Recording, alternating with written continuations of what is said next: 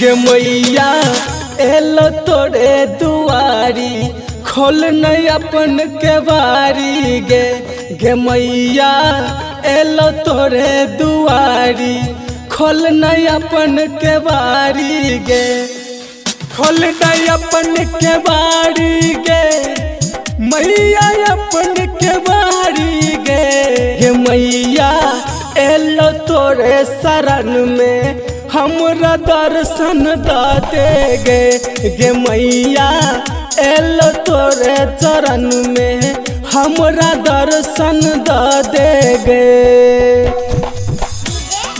शशि परदेसी।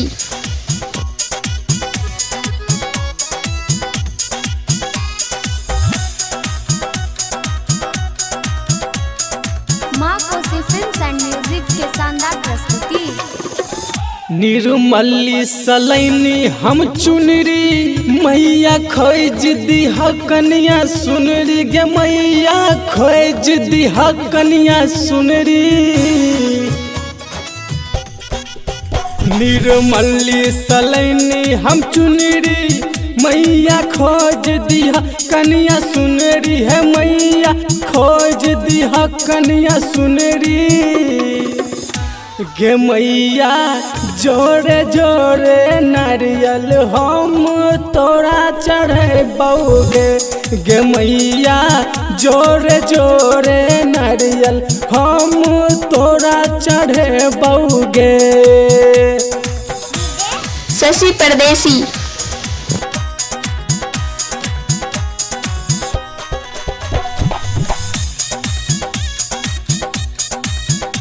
माँ कोसी films and music के शानदार प्रस्तुति। गे मैया पर छियो तोहर पैया एते बनन कसैया एते बनन कसैया गे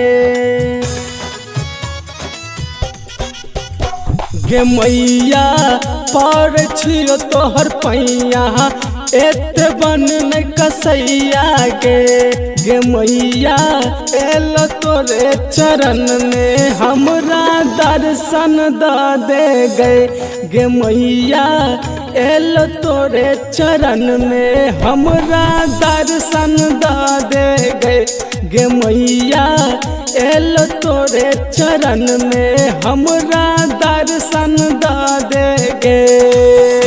शशि परदेसी।